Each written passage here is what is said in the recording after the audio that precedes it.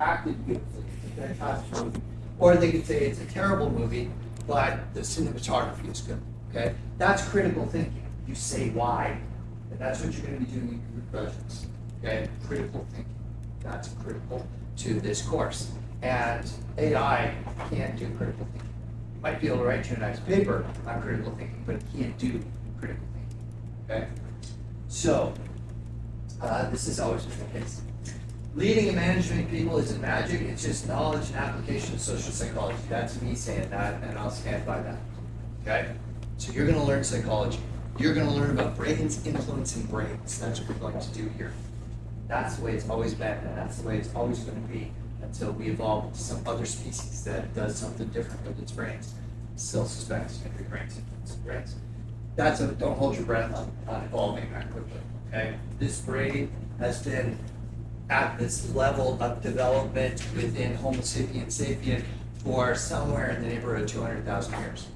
So if we go back 200,000 years, take a child from that time, bring them here, and raise them as somebody from this era, their brain would be different. Okay? It's a long time for brains to do a lot of significant changes. So we got these brains for the foreseeable future. So there's no secret sauce. High performance is as much to do with what you add, much less to do with what you add, and everything to do with what you take away. High performance is actually the default. That's the way people want to be. And what I want to help you to identify are the things that get in the way. And the first thing that can get in the way is you. Okay? So the very best thing you can do to develop yourself as a leader, as somebody who can produce high-performing teams, is to develop yourself as a human being. That's what this course is going to also give you an opportunity to do. So, where's this? Yeah, let me introduce to you somebody who you probably won't meet in your time at Odette, but if you can, I'd encourage you to do so. This is the dean before our last dean, Dean Mitch Fields, who has his PhD in the same field as I do, and he and I consulted together before he was dean a number of times. But this is the dean before Mitch Fields. Did you guys meet Mitch Fields when he came to the program? He's a great guy. Try me. He's very wise too. But this is Dr. Alan Conway. And he says, okay, and this is brilliant. Okay, the world is in a period of uncertainty and reformation that is not like any of us have ever lived through before. Okay? It's going to take leadership, and all that leadership is about to not only adapt, but also shape what this world will look like. So business is at the forefront of shaping our world. I'm going to make that case coming up in a big way next class. We're not going back to the way it was. Okay? So it's up to all of you to say what our world will look like going forward. Now the interesting thing about what Dr. Conway said, all of this wisdom, is that he said that in 2012. Okay. This man knows what he's talking about. And I'm going to underscore this because we're going to, before we get today, understand that we're operating in a VUCA world. And a VUCA world is one of the most challenging worlds to do anything in, particularly lead. Okay. So I'm going to show you what a VUCA world's all about. That's going to be the foundations which we're going to pretty much do. So let's talk about what you're going to do to get through the course. This is available to download on Brightspace, and I'm just going to walk through some of the key components of it, and a lot of it is what has to be there according to the business school, so that's cool. So it's got key dates. In this course, there are 4 graded components. 2 workbooks that are probably unlike anything most of you have ever done before. Okay? It's all about you, your favorite topic, you. Okay? And how do I develop myself as a human being by generating insights into myself? And I will tell you now, if you don't plan to come to class, sign out, because you will not do well in this class. The only way you can do well is to go to class, because those workbooks, first one's worth 20%, second one's worth 20%. The content for you to figure out how to approach those workbooks is happening in this class, okay? There's no textbook, right? There'll be lots of briefs that I'm uploading. You want on temperament theory, for instance, you're going to learn about temperament in this course. and that'll be available for you to download and all the rest. All of that is critical stuff for also the final exam. So there's one final exam, one exam, and it's a final, 2 workbooks, and a team presentation. Okay? Your teams are already assigned, so you can find out who it is, who's on your team, and your topics are already assigned on the basis of your team number. So team 1 is doing attraction recruiting for high performance. Okay, that's what the book is. It's not just attraction recruiting. How do we attract and recruit people who are going to contribute to a high performance workforce? Okay, what are the best practices? What's the literature say about that? You're going to want to be able to do that. If you're in team 8, you're going to be looking at demotivators and disincentives to high performance. That's a really fascinating one as well. All of that material is testable material on the final exam. So don't think that, oh, this is the weeks where, presentations are happening, I don't have to show up to class. Nope, there'll be as many questions on those presentations on the final exam as any of my lectures. Okay? So this is not a course that you want to take if you don't plan to come to class. I won't be taking attendance, that's up to you, but this one you can't get through if you're not here learning material. So 2 workbooks, first one due on October 16th, second one due the 6th of November, and then team presentations November 13th starting and ending November 22nd. The final exam, I don't know what the date is. I don't have any control over that. We all find out. I find out at the same time you do. Okay? They don't tell profs in advance. We just get the same email as you do, or however we get it. So that's what you're going to be doing to get through the course. Each workbook, as I said, we're at 20%. The team presentation we're 30%, and final exam we're at 30%. Final exam would be multiple choice from the lectures and the team presentations, and the short answer, and probably a case study. Okay, that's what the final exam will look like. Questions about any of that? I've been sort of going at you, but questions? Here's something you should know about psychologists. We get training in how to break out. See, we can sit comfortably and wait. So somebody who's kind of got a question percolating and they don't want to be the first one to ask the first question and all the rest of it, but I can wait you out. So, just what questions you got? Please. Is it going to be take home? No, in class. In class. Yeah, absolutely. For sure. Professor, Yes. Could you give us some more idea about how we can prepare for the workbooks that you mentioned, using the class? The preparation for the workbooks is coming to class. Okay. Okay, because what we do in class, there are corresponding tasks in those workbooks. Okay, so now the workbooks, and again, we use these workbooks to develop senior executives and frontline administrative assistants. Okay, so we train throughout the entire corporate structure. And these workbooks are used in that context. I didn't develop these to teach you. I developed them for the real world, and I've taken them and broken one workbook into 2 segments, and that it corresponds to the training that we provide to leaders in the real world on a daily basis. Okay, we work internationally, but most of it's from here in Windsor, Essex. I should be going to Baltimore fairly shortly. If I get called away for anything, I will put the lecture on Brightspace recorded. That'll give you plenty of notes. You won't show up, and I won't be here. It probably won't happen because we're very careful not to do that. Other members of our team will be doing some of that travel stuff. But most of what we do is virtual anyway, and it was before the pandemic, quite frankly. So we're working in Texas right now, but I haven't been down there in 7 years.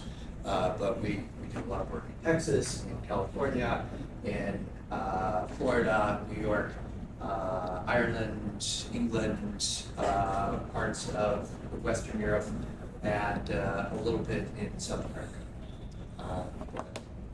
We travel maybe 10% of the time for that.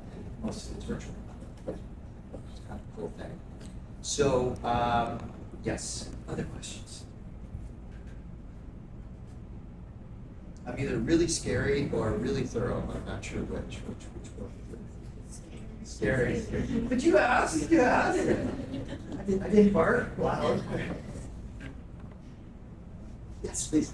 While going through the course outline, I saw that from 29th onwards, we have this something synthesis of high performance theory and best practices. Okay. What is that exactly? Okay, that's where, because, okay, so here's the thing. You guys are grad students, right? You have come through a lot to get here. How many of you have actually had a job in the real world so far? I bet the vast majority of you have worked out there, right? So that leaves me the flexibility to adapt our wind up to what we've been through this journey together, right? So that's gonna be what, and it also allows me to bring in material that I might not know yet, that I want you guys to get. For instance, 12th form of social power. Well, it just happens to be ready now, so, but maybe there'll be a 13th. And that's where I'm gonna go, hey guys, our team has just developed or identified and developed the 13th form of social power. I don't know if there's 13, right? We were working with originally 5. Now, that model from the 1950s and 60s turned right around, completely around. So if you were to, do an AI search on social power, you're not gonna find 12 forms out there. You're gonna get them here, but you're not gonna get them out there. Okay, so that's sort of my ability to work with you guys and read what you most need and what I've got that I bring to the table to give you that edge when you get out there. Because you guys are all close to graduating, right? This is what most of you are 30 right? Yes. Yeah. So your next step is out the door, and now I want a little information. That my information is that everybody is HR stream. Anybody not? It's okay if you aren't. Okay, but. And we have a couple of MBA. Okay. Either way, okay, this stuff is you're going to need when you get out there. We're out there every day. When the course is over, I'm going to invite you to link up with me on LinkedIn. Don't do it beforehand because I don't want anyone to think, oh, I have to talk or to do well in the course. Not like that, okay? One of the 12 forms of social power is network power, okay? And so when the course is over, if you want to be LinkedIn, we're all going to be part of each other's network. Okay? So, yeah, great question. Other? Yes, please. Professor, just 2 questions. Okay. One would be in presentation, the topic that you thought has right. Can you address that in a week and based on the case we present, or just take the topic and just give it a idea what to do? Okay, so the topic area is for some, it's 30% of your grade, right? So you've got your overarching theme, that's a big one, onboarding and retention, right? So what are all the best practices for onboarding and retention to retain your high performers, right? That's what we focus on. It's always going to be about high performance, right? So each of these topic areas is going to be what, and so you guys got to bring that to us. You're gonna upload the PowerPoint, and that's gonna be your study notes, but more importantly, it's gonna be your notes for the life. So you can have, I want you to have this body of material that you're gonna be able to draw upon. When your new boss comes to you and said, have you ever done anything on retention? And you go, not a lot, but you know what? I've got stuff in class that's cutting edge, right? That's gonna give me that edge. And save me a ton of time avoiding all the fads that are out there, right? That's critical thinking. When you bring stuff to this class, and I'm going to tell you more about the presentations, I want it to be critically analyzed. I want you to say when you should use it, what you shouldn't do. Here's a fad in retention that people are doing, and it's not working. There's no science behind it, or the science says it doesn't work, right? I want you to be able to bring really the best thing to your clients. So think about this. You may be thinking about the final exam. Your real final exam is what happens when you graduate. That's the big one. And it keeps examining you, right? Every single day. So I want you ready for that. So you have one question. So Professor, there was one finals we are going through analysis case. So Professor, what happens in the case is what I might have in my mind, someone else is not thinking that way. So there will be multiple angles of a case to analyze and the answer will be different. So is it okay from your end or do you have said ideas? But you've had psychology before, haven't you? No, Professor, trust me. Because the standard answer to every question in psychology is, it depends. Yes. Okay? Now, we know what it depends on, but every time it depends, okay? So what I'm looking for, it's a great question, what I'm looking for in your analysis of the case is to make your case for this is how I'm breaking it down, okay? So I'm evaluating you on your critical thinking skills. And I'll tell you, AI can't do critical thinking yet. I'm not saying it never will be able to, I don't know. But it so far can only tell you, it can put together a love, like I said, it could do a great paper on critical thinking, it wouldn't understand what critical thinking is at the end, right? Only your brain can do that, okay? And that's what I want you to develop. Why do I want to, I want to look at the temperaments of the key people. So I want to look at whether their dark traits are present or not. I want to look at the power that's being employed in the case, okay? You'll know how to do it. Okay. And so there's a lot of bad ways forward in leadership, but there's no one perfect way. Okay. But there's a lot of balance. And one of the keys I want you to be able to do is to be able to recognize when powers are being abused. And even more importantly, when you might be abusing power. So what are you going to do?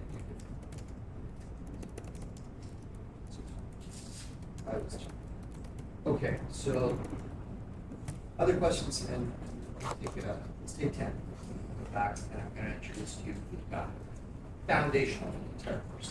Okay, take it.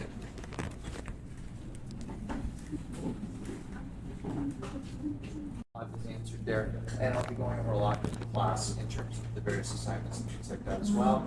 But we've got the workbook 20, second workbook 20, presentation. CAPNY, you probably all done CAPNY by this point. If you haven't, it's a way of peer assessment.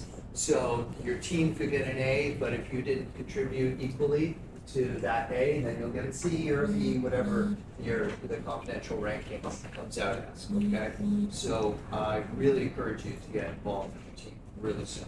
You're already assigned to teams, and you already have your topic areas. And there's some instruction in here. Please come to me when you want to get more direction on what you'd be looking for by the time November rolls around. Okay? And of course, I have no control over when the final exam happens. So I find out just like you guys. And let's see. Workbooks 1 and 2. The instructions are there, but you won't be able to do them well if you don't come to class. Hands down. Okay? This is not a class you can not show up to, expect to do well. What I will guarantee is the class average will be in the expected range for a senior MOM class. So let's say the class average was like 79%, I would move it up to 80%. Okay, so that I guarantee what the class average will be. I'm not guaranteeing anybody to do the work.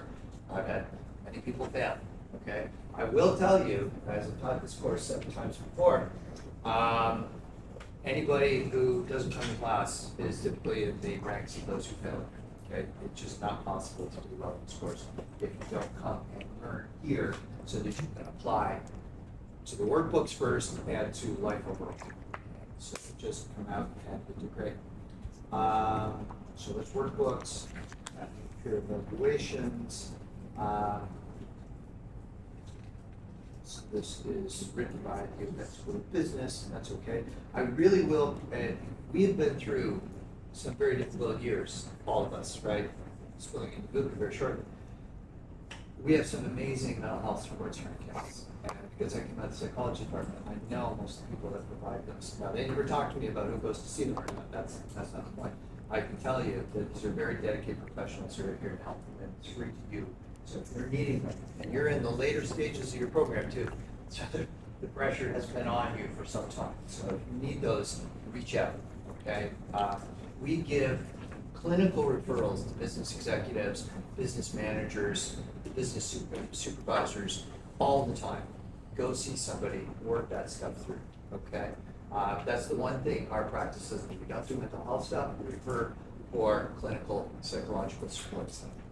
And the university has that to you free, without charge. So I really encourage you to take advantage of that if you need it. And they have 24 hours support available as well. So, let's see now, communication with me. A lot of detail in this course outline. So that's your first line of communication is, I've already said it. Rights-based announcements, I do lots of announcements, stay close to those, okay? As I said, sometimes in the line of work that I do get called away. And the only time I would get called away specifically is because, well, the death threat in the workplace or a tragedy in the workplace, okay? And we deal with that. I've dealt with at this point, and if we have time in the course, we get into this. I've dealt with 28 death threats in the workplace in my career. And that's in corporate psychology.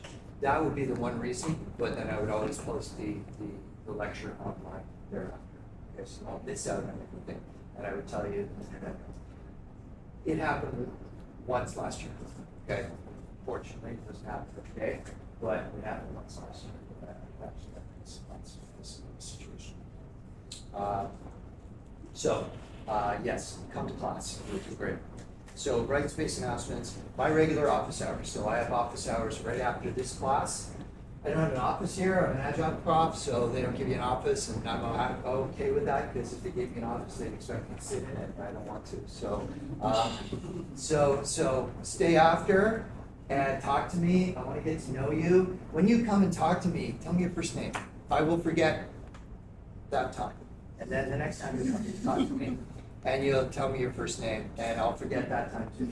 And then you'll come and talk to me, and I'll forget, okay.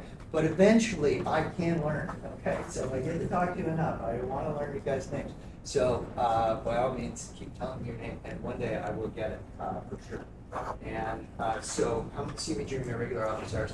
I'm also teaching 300 psychology students tomorrow night. That class ends at 2200. And I stay on after that if you wanted to if you're a Nighthawk and you want to talk psychology, you can come after hours. Now I do have 300 students in that class. So, and I tell you that because that means leading up to, email is not a good way to communicate with me except for certain things. Okay, I'll tell you what those things are. The best way is face to face. Just talk during a break, any time. Okay. I'm hoping you're getting that. I'm really passionate about what we're going to be doing together. So regular office hours is a really good way to get your questions answered. Even if your group wants to come talk to me, absolutely do that, okay? And the other thing we can do is if office hours aren't working for you, we can set a time to meet on Teams virtually, okay? So that's when I want you to email me to set a time to talk, okay? For office hours, don't worry about it, we'll work that out. The other recent email is you got a family emergency or something like that. Family emergency, can't get my workbook in that time. No worries, okay? You're ill, bereavement.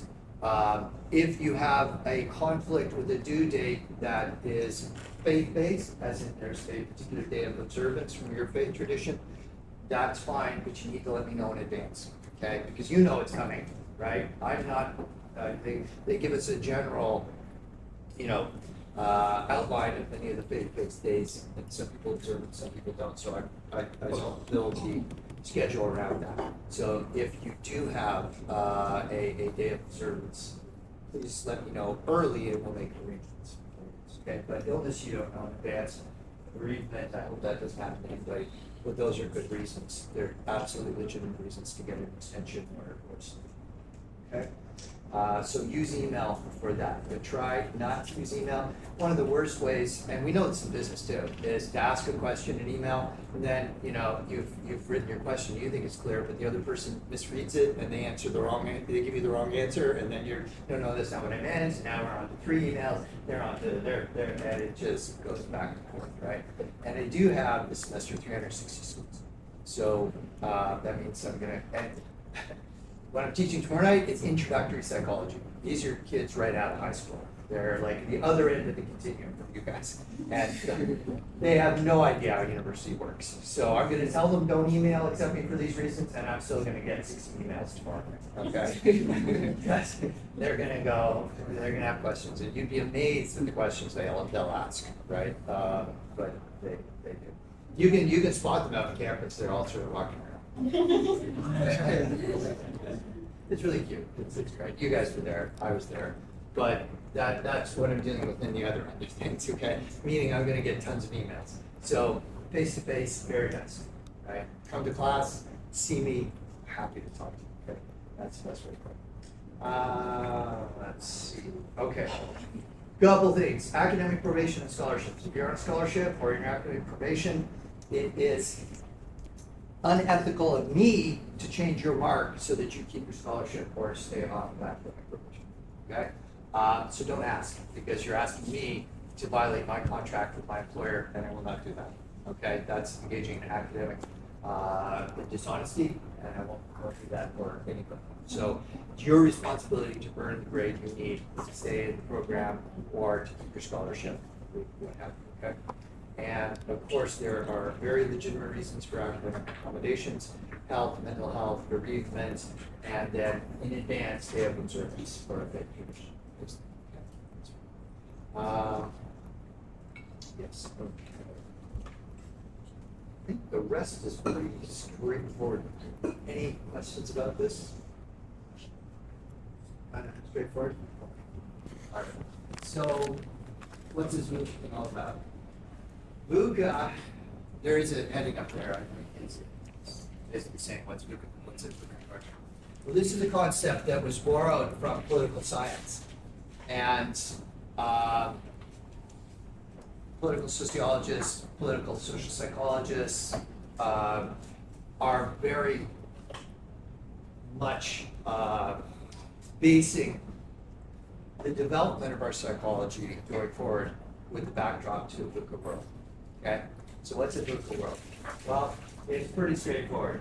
VUCA is an acronym for volatility, uncertainty, complexity, and ambiguity. Okay? That is a secret sauce that the brain absolutely hates. Now, I was a Cold War soldier. So the Cold War, and who's seen Oppenheimer? Most have seen Oppenheimer yet? Okay. Formation, nuclear, hydrogen bomb. End of World War II gives way to the Cold War. The Soviets get the bomb, the Americans get the bomb, right? Or the Americans get it first, and then the secrets are shared with the Soviets, and then the Soviets get the bomb. At that point, everybody starts building a lot of bombs and aiming them at each other, okay? And as the decades progress, they get better and better at delivering them with ICBMs, intercontinental ballistic missiles, okay? That was the military that I was in, was to fend off the Soviet bloc, right, from attacking the NATO countries. Now, the thing is, even if you don't come from a country that was part of the Cold War tension, you still had huge amounts in the game. Because if the Soviets fired or the Americans fired, the other side was going to destroy the other. It's called MAD, mutually assured destruction.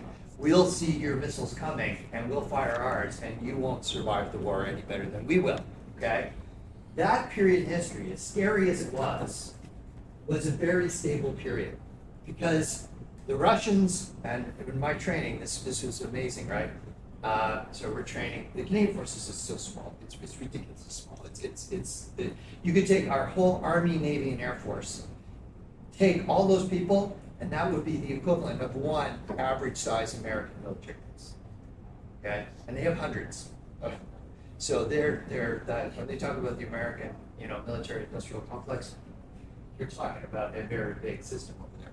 But so we're playing a token role in all of this, and that whole period was very, very predictable. It was, as much as both sides were aiming at each other, both sides knew that if they fired first, the other side would fire. They'd have enough time, and we'd obliterate the Americans or we'd obliterate the Soviets, but so would we. Nobody's going to survive it. So if you come from a country that was intimately involved in that, you still had everything to lose because the planet would not be inhabitable after that event. Okay, so that and in my training, one brilliant colonel was training us, said, look, and he spent a lot of time in Russia, which Soviet Union then, and he said, look, the Russians love their children too, right? And I was like, you're right, they're human beings, right? As far as a psychologist, I hadn't figured all this stuff out yet, but the Russians love their children too. That's what prevented a nuclear holocaust from happening. I'm not saying it couldn't happen in the future, because a lot more countries have nuclear weapons now. But at the time, it was a very stable period in history, because they had little proxy wars. Vietnam was a terrible tragedy, and these proxy wars were terrible for the people that had to endure them. But we had a lot of predictability. Cuban Missile Crisis, early 1960s, that threw it into question for 13 days. Was one side going to go to war over the Russians putting missiles in Cuba or not?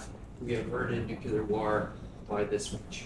Okay, so that was the diciest period, but it was a short-lived period, and we kind of went back to this mutually assured destruction model that gave us a lot of predictability, stability, even though it wasn't a nice way to have it, right? It wasn't that we were all just getting along. It was, no, I could destroy you as easily as you could destroy me. So when the Soviet Union melted down in 1991, that spawned this idea of VUCA. Okay, so it comes from the American military establishment post-Cold War, and in 1991, when the Soviet Union became Russia and then its other countries. Ukraine used to be part of the Soviet Union, right? And then it separated away, and Putin wants it back. So that's why we see what we're seeing in Central Europe right now. Post 9/11, today's the anniversary of one of those, that various event, led to realizing that we're not in a world that has the stability that we thought, okay? And here's the thing about VUCA periods in history. They don't go away in a few years. They last typically decades, okay? So everything that we're developing as psychology that we bring to our clients is with a backdrop to our clients are living in a VUCA world too, right? And business is transforming and changing by the day. So it's really hard to keep up with them. Here's the thing about this, okay? So what's the opposite of VUCA? It's stability, certainty, simplicity, and clarity. Our brain loves those things, right? Oh man, I love it when I know my partner is in it for good, right? You know?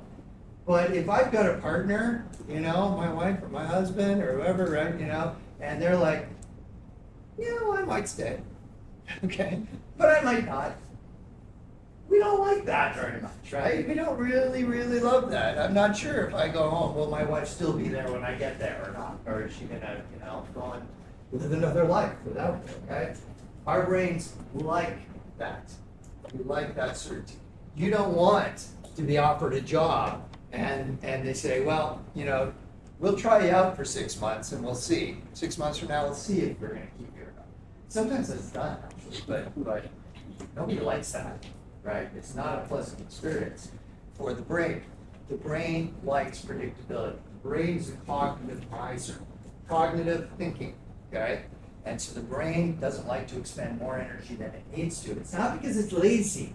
It's because there's so much data in this very room that your brain's having to filter out and say, what do I need and what do I not need, right? So I'm going to do a little thought experiment with you right now. So let's say we end class, you all go, and then I send an announcement. In the announcement, I ask you this question. What color were the walls in our classroom today? Now look, you all look, right? Because you couldn't answer that, even though, right, you're in here now, and you had to look around to figure out what color the walls were, okay? Get ready, because I'll ask you, what color was the carpet? And describe that. I don't know what that is, okay? Our brain is not attending to any of that, right? I could, if I could ask you, what shirt was I wearing? You wouldn't know until now. Oh yeah, it's a white shirt. Now I know, okay? But who cares what the prof's shirt was, right? It doesn't matter. Although weirdly enough, my last class of Masters of Management students said I dressed like Indiana Jones. I don't know. Not today, but most days. I just don't wear the fedora. But anyway, the point is the brain is not absorbing all that information. It doesn't need it. Doesn't matter what the color of the walls are, right? It's not important. It doesn't matter what the color of the carpet is or what shirt I'm wearing. So the brain's having to filter this stuff out all the time. And even filtering it out takes energy. And it takes energy to focus on what it is that I need to be attending to, right? That's really, really important.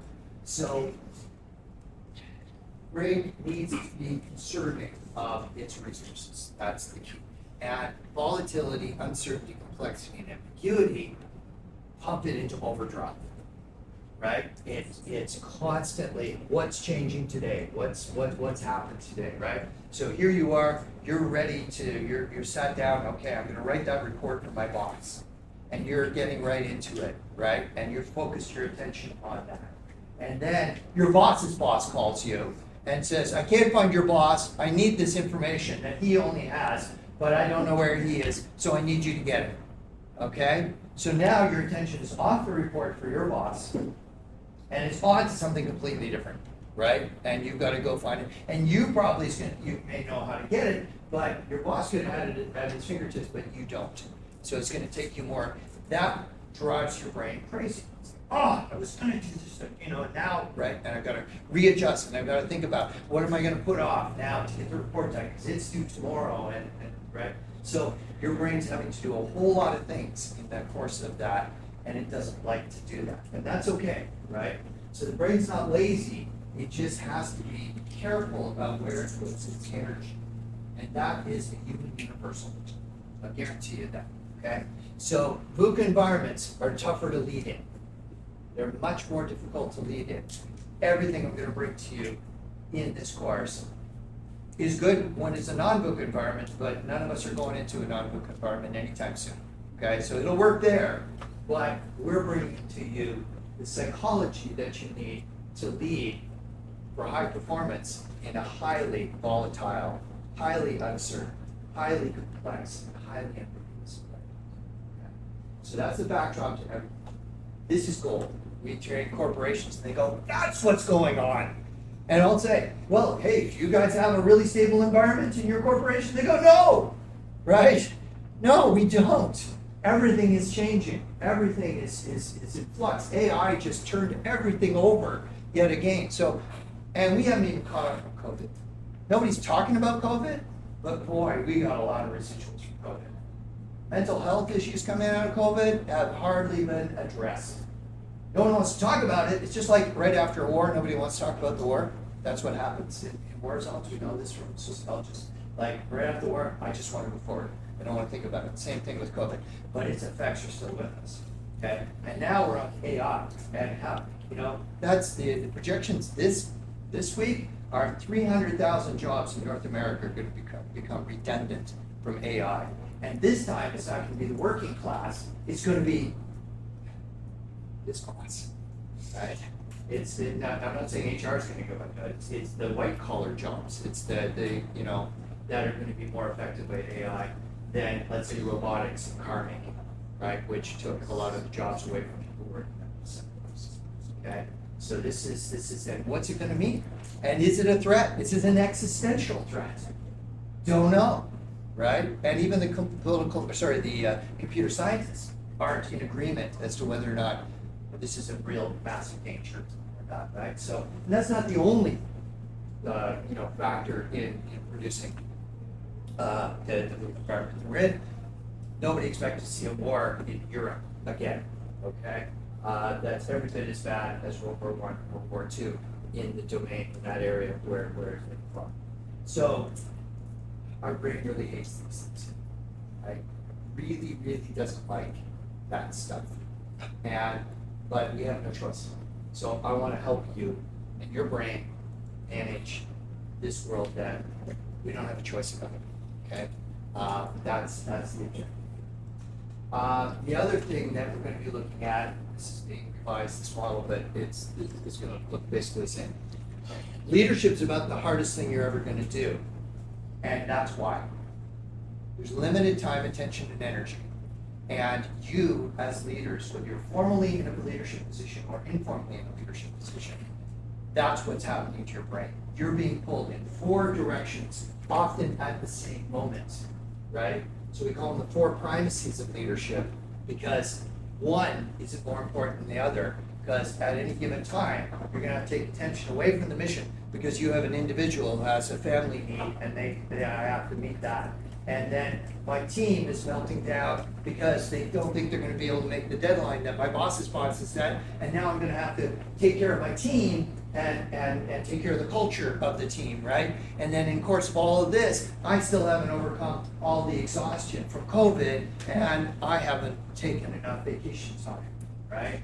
Or in my case, I lost my vacation time 2 weeks ago because my place was right in the line of one of the 3 tornadoes that hit Windsor. We had the whole place didn't go down, but we flooded and so vacation's great, right? So I'm in the state of needing to do more of this. But I've got this model that helps me be aware of that, right? And I've got an amazing team that says, hey, Ted and Anj, you guys didn't get your vacation time. What can we do to support you through this? And a bunch of them showed up out of the blue because we lost power for 2 days and started helping us bail out our basement. Okay? If we had power, we pumped it out, but we didn't get power for 30 times. So, right? So you're being pulled in all those directions all of the time when you're in a leadership position. And HR, whether you have a formal position in leadership or not, you're looked at as a leader in organizations today. Okay, that's the way HR is oriented to very much. So we'll be dealing with this model, and we're going to be dealing with VUCA to a huge degree. The work that we're going to do together. And as I said, I'm not going to bring anything to this class that we don't bring to the organizations that we serve on a daily basis. Okay. So this is going to mega corporations and small companies here in Windsor and Essex that are doing tool and die, right? We work with all kinds of organizations from all sectors. Basically, if you've got human beings in the workplace, you're going to get the psychology to deal with those human beings in the workplace, right? So the only workplace this isn't going to be applicable to is one that doesn't have people. Okay? I don't know any of those. I guess there's a few, but that's your thing. So that's where we're going together. Questions? Think about VUCA. Think about how your brain is responding to this, okay? And how your brain has been adapting since, well, some people who are VUCA analysts will say 2016, so it's pre-pandemic. Others will go back to 2008, which was the North American recession, but it impacted much of the world at that point too. So depending on who you talk to, I lean more towards 2008. So the world was quite predictable until about then, and then it's just become increasingly more VUCA. The pandemic just sped that up massively, right? And produced a lot of amazing things, a lot of terrible things in the course of us adapting to that. So I want you to start thinking about yourselves because your workbooks are going to draw you into that self-reflection area. There's going to be scales that you're going to fill out and you're going to reflect on how comfortable I am with uncertainty, for instance. There's a scale on that. And drawing your organizations of self. You're going to learn about organizations of self. That's not in the textbooks anywhere. That's brand new psychology, but it's the most important psychology that brains influencing other brains can understand and utilize. How do I bring myself into an organization of self that's primed for the things that I need to do, even though I don't feel like being that version of me? And how do I bring other people into an organization of self where they can rally around what it is we need to do? Okay? So we need new language that comes out of these advanced theories that you can use in your own lives. Here's the great benefit.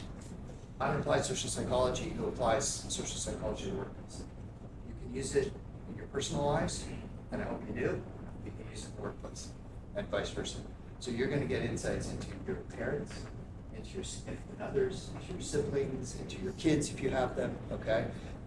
It all works in all of these areas. The 12 forms of social power work between a couple, okay, who maybe, trying to negotiate how they're going to be going forward as a couple, and the same 12 forms of social power relate to nation states, or to Google as it's fighting with Apple, Okay, same forms of social power that are unfolding at every single level of analysis.